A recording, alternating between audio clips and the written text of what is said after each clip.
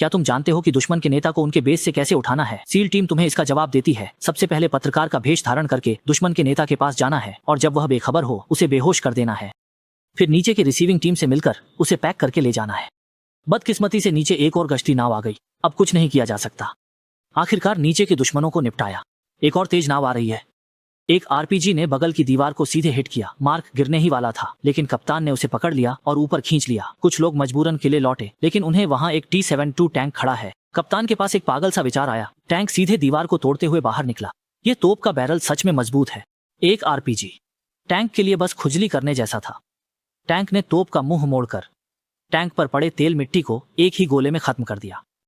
Truck को बुरी तरह से उड़ा दिया गया। एक सैनिक टैंक पर कूद गया और ग्रेनेड अंदर फेंकने की कोशिश की, लेकिन टैंक ने अचानक ब्रेक लगा दिया। वह तो मजबूती से तोप को पकड़े रहा, लेकिन ग्रेनेड उसके हाथ में ही रह गया। बहुत बुरा हुआ। टैंक लगातार धूमधाम से आगे बढ़ रहा था। तभी पीछे एक टैंक आ गया। कप्तान ने एक तेज मोड़ लिया। गनर ने सड़क के किनारे के सिग्नल टावर को निशाना ही बनाया। जैसे ही सिग्नल टावर गिरने वाला था, टैंक 800 मील की गति से उसकी ओर बढ़ा। सोचा कि अब हम सुरक्षित हैं, लेकिन अचानक पुल के सिर पर एक टैंक बीच में रुक गया और पीछे देखा तो एक और टैंक रास्ता रोक रहा था। बस इतना ही देखा कि टैंक ने तोप का मुंह मोड़कर रेलिंग को उड़ा दिया। सीधे पुल के नीचे की ओर दौड़ पड़े। कुछ लोग तुरंत अपने डाइविंग उपकरण लेकर तैयार हो गए और जब बाहर की फायरिंग बंद हुई तब वे दुश्मन की गश्ती नाव के नीचे से चुपचाप निकल गए। फिर अचानक पानी से बाहर आकर गश्ती नाव पर हमला कर दिया और कुछ लोग गश्ती नाव में सवार होकर वहां से निकल गए। वापस आने पर मार्क की प्रेमिका लॉरा उसे चौंकाने वाली खबर बताती है। उसके दादा ने द्वितीय विश्व युद्ध के दौरान जर्मनों का $300 मिलियन का सोना एक गांव में लाया था। गांव के सभी लोगों को मार डाला और गिलास ने मजबूरी में बस को उड़ा दिया। सोना झील के तल में डूब गया। लॉरा इस सोने को वापस पाना चाहती है ताकि वह अपने देश की मदद कर सके। मार्क ने यह खबर कप्तान को बताई और उन्होंने इस सोने को वापस लाने का फैसला किया। अगले दिन एक सदस्य हेलीकॉप्टर में झील की सतह की स्थिति की जांच करने गया। एक छोटा हेलीकॉप्टर धीरे धीरे उड़ रहा है। अचानक एक जेट फाइटर विमान प्रकट होता है। किस मॉडल का है मुझे भी नहीं पता, क्या तुम जानते हो?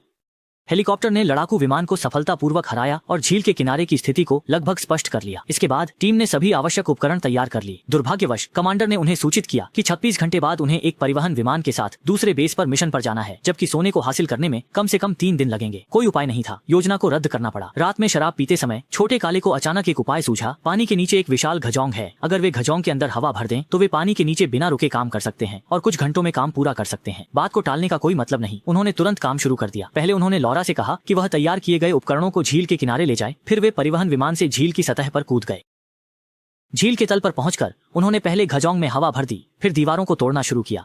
इस बीच दुश्मन ने लॉरा के घर में एक नक्शा पाया जिसमें झील की सतह का एक स्पष्ट निशान था, इसलिए उसने तुरंत लोगों को इस तरफ भेज दिया। कमांडर ने देखा कि विशेष बलों की टीम गायब है। तुरंत अपने अधीनस्थों को बुलाया और हेलीकॉप्टर के पायलट से टीम की दिशा के बारे में जानकारी ली। फिर तुरंत हेलीकॉप्टर को सहायता के लिए भेजा। टीम ने 2 दीवारें तोड़ने के बाद उनके सामने एक और स्टील की प्लेट आ गई। अंततः स्टील की प्लेट में एक छेद काट दिया, लेकिन अंदर जाने के बाद पता चला कि यहाँ केवल कुछ ही सोने के बार और कुछ बेकार के नोट हैं। निराश टीम जब चेची करने वाली थी तब कप्तान ने एक विशेष दीवार देखी। दीवार को खोला तो अंदर एक लकड़ी का बक्सा मिला। जब बक्सा खोला तो उसमें सोने का एक पूरा पहाड़ था। उन्होंने तुरंत सोने को पहले से तैयार किए गए जाल में डालना शुरू कर दिया। हालांकि इस समय दुश्मनों ने भी उनकी स्थिति का पता लगा लिया और तुरंत लोगों को पानी में भेज दिया। एक झड़प के बाद पानी में गए कई दुश्मन खत्म हो गए। तैरते हुए शवों को देखकर नेता ने आदेश दिया कि ग्रेनेड को एंकर के साथ बांधकर पानी में फेंक दिया जाए। अब ऐसा लगता है कि विशेष बलों की टीम बच नहीं पाएगी। एक ढेर ग्रेनेड एंकर से बंधे हुए हैं। पानी में फेंक दिया जाता है। दूरी बहुत दूर है, इसलिए विशेष बलों की टीम को कोई खतरा नहीं है। टीम जाल के चारों कोनों के एयरबैग में हवा भरने में व्यस्त है। हवा बढ़ती है, जाल जमीन से उठने लगता है। जल्द ही दूसरी लहर के ग्रेनेड फिर से फेंके जाते हैं। साइड में इमारतें ध्वस्त हो गईं। कुछ लोग जाल को धकेलकर किनारे की ओर बढ़ने लगे, जबकि उनके पास ऑक्सीजन कम बची थी। कुछ लोग जाल के एयरबैग में सांस लेने के लिए दौड़। कप्तान को पता था कि पास के लकड़ी के पुल के नीचे कुछ ऑक्सीजन सिलेंडर हैं, इसलिए वह ऑक्सीजन सिलेंडर लेने गए, लेकिन वह ऑक्सीजन सिलेंडर लेकर पुल के नीचे नहीं जा सके। कप्तान ने ऑक्सीजन सिलेंडर उतारकर तैरकर एक और लहर के ग्रेनेड फेंके गए।